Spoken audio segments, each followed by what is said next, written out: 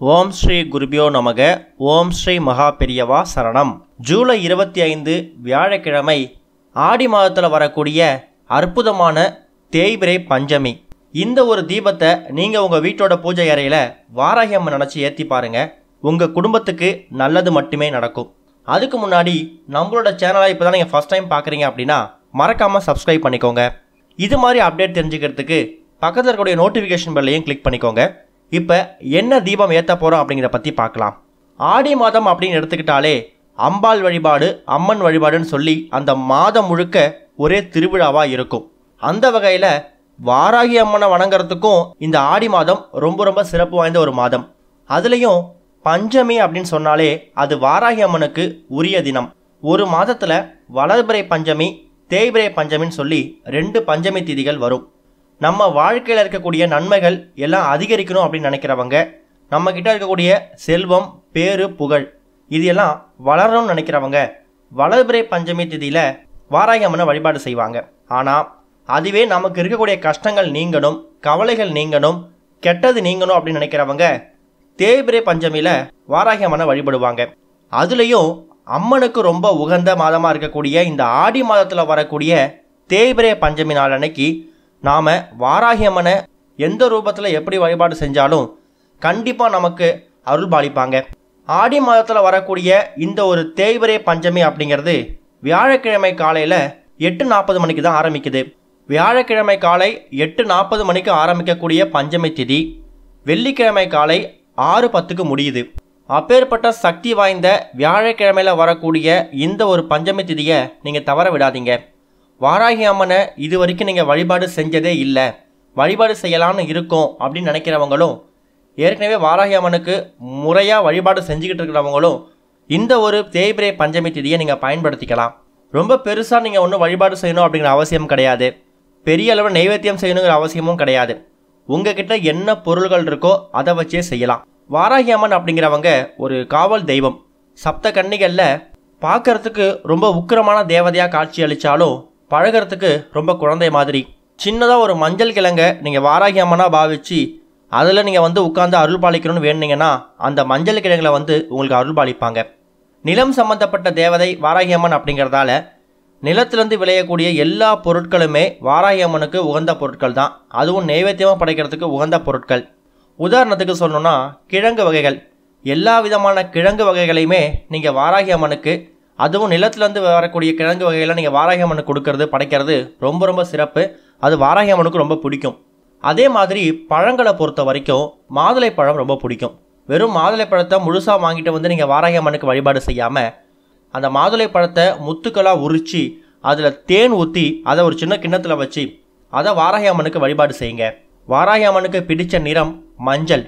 உங்கள் வீடு பக்கத்தில் ஏதாவது ஒரு கோவிலில் வாராகி அம்மன் சன்னதி இருந்துச்சு அப்படின்னா உங்களால் முடிஞ்சால் ஆடி மாதத்தில் இருக்கக்கூடிய இந்த ஒரு தேய்பிறை பஞ்சமி அன்னைக்கு மஞ்சள் நிற புடவை ஏதாவது வாங்கி கொடுங்க. ரொம்ப அதிகமாக செலவு பண்ணி வாங்கி கொடுக்கணும் அவசியம் இல்லை. ஒரு 300 ரூபாய்க்கு, 200 ரூபாய்க்கு, 100 ரூபாய்க்குன்னு கூட சுவாமிகளுக்குன்னு சாற்றக்கூடிய புடவைகள் இருக்கும்.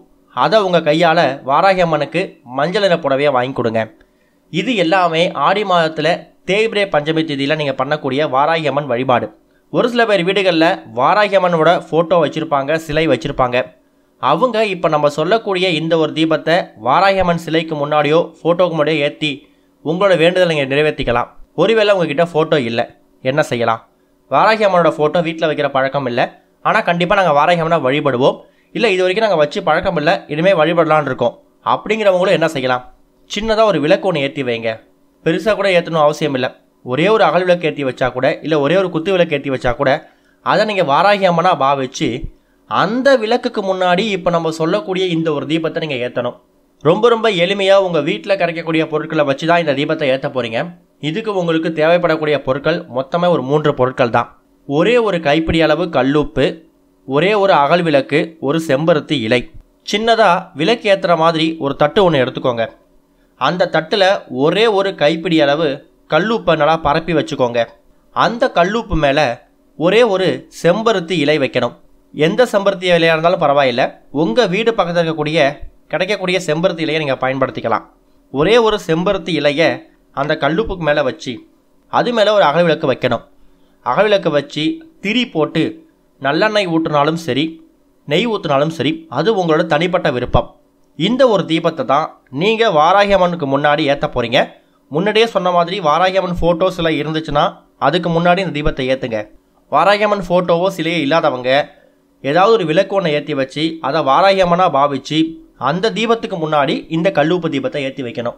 அந்த ஒரு கல்லுப்பு தீபம் எரியும் போது அந்த ஒளி சுடரை பார்த்து உங்கள் மனசுக்குள்ளே என்ன வேண்டுதல் இருக்கோ அதை மனசார வேண்டிக்கோங்க. குறிப்பாக அந்த ஒளி சுடரை பார்த்து வேண்டிக்கணும்.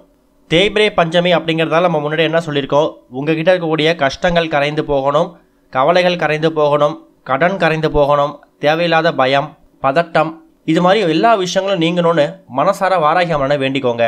இந்த ஒரு தீபம் தேய்பிரை பஞ்சமி அன்னைக்கு மாலை நேரத்தில் உங்கள் வீட்டோட பூஜையெல்லாம் நீங்கள் ஏற்றி வைக்கலாம். முன்னாடியே சொன்ன மாதிரி காலையில் 8:40 மணிக்கு மேலே தான் பஞ்சமி திதி ஆரம்பிக்குது. வியாழக்கிழமையில நீங்கள் பஞ்சமி வழிபாடு செய்யணும் அப்படின்னு நினச்சிங்கன்னா எந்த ஒரு வழிபாடாக இருந்தாலும் காலை 8:40 மணிக்கு மேலே பண்ணுங்கள். ஏன்னா அது வரைக்கும் சதுர்த்தி திதி இருக்குது.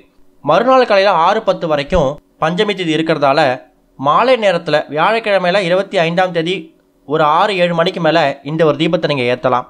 வாராகி அம்மனுக்கு பிடிச்ச நைவேத்தியங்கள் அப்படின்னு பார்த்தீங்கன்னா அவங்களுக்கு கருப்பு உளுந்தில் செஞ்சிருக்கக்கூடிய வடை ரொம்ப பிடிக்கும். கருப்பு உளுந்து கூட கொஞ்சமாக பூண்டு சேர்த்து அதில் வடை செஞ்சு வாராகி அம்மனுக்கு நீங்கள் படைக்கிறது ரொம்ப ரொம்ப விசேஷம். இந்த தீபம் ஏற்றின கல்லுப்பை என்ன செய்யணும் அப்படிங்கிற ஒரு கேள்வி வரும்.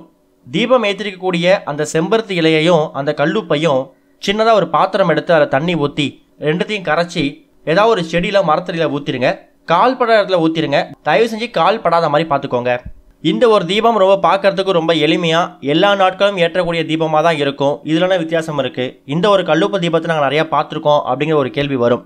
இந்த ஒரு கல்லுப்பு தீபத்தை நீங்கள் மற்ற நாட்களில் மற்ற பஞ்சமி திதியில் ஏற்றுறதை விட ஆடி மாதத்தில் வரக்கூடிய இந்த தேய்பிரை பஞ்சமியில் ஏற்றுறது ரொம்ப ரொம்ப முக்கியம். அதுவும் கஷ்டங்கள் தேய்ந்து போகணும், கடன் தேய்ந்து போகணும், பொருளாதார சம்மந்தப்பட்ட பிரச்சனைகள் தேய்ந்து போகணும்னு நினைக்கிறவங்க இந்த ஒரு நாளை பயன்படுத்திக்கோங்க. இந்த ஒரு தீபத்தை ஆண்கள், பெண்கள், குழந்தைகள் யார் வேணாலும் வீட்டில் ஏற்றலாம். எந்த விதமான கட்டுப்பாடுகளும் கிடையாது. உங்கள் வீடு பக்கத்தில் இருக்கக்கூடிய கோவில்களில் வாராகி சன்னதி இருந்தால் மட்டும் அந்த சன்னதிக்கு போயிட்டு நீங்கள் வழிபாடு செய்யலாம். ஒருவேளை பக்கத்தில் வாராகி சன்னதி இல்லை, வாராகி அம்மன் கோவில் இல்லைன்னு நினைக்கிறவங்க இப்போ சொல்லியிருக்கக்கூடிய இந்த ஒரு தீபத்தை நீங்கள் வீட்டில் ஏற்றினாலே போதும். முடிஞ்சால் ஒரு 4 பேருக்கு உங்கள் கையால் அன்னதானம் செய்யறதுக்கு முயற்சி பண்ணுங்கள். பஞ்சமி திதியில் உங்கள் கையால் அன்னதானம் செய்யறது சிறப்பு. உங்கள் வீடு பக்கத்தில் இருக்கக்கூடிய குழந்தைகளை ஒரு 2-3 பேரை கூப்பிட்டு அவங்களுக்கு வாராகி அம்மனுக்கு அந்த மாதுளம்பழத்தை தேன் ஊற்றி படைச்சிங்கல்ல அதை கொடுங்க. அது இன்னும் விசேஷம். இது மாதிரி சின்ன சின்ன விஷயங்கள் பண்ணும்போது வாராகி அம்மன் ரொம்ப சந்தோஷப்படுவாங்க. பார்க்கறதுக்கு ரொம்ப உக்கிரமான தேவதையாக காட்சி அளித்தாலும் உங்களோட ஒரு வேண்டுதலையும் மனசார ஏற்றக்கூடிய ஒரு தெய்வம் தான் வாராகி அம்மன். கண்டிப்பாக முயற்சி பண்ணுங்கள், நல்லவே நடக்கும். ஓம் ஸ்ரீ குருபியோ நமக. ஓம் ஸ்ரீ மகா பெரியவா சரணம்.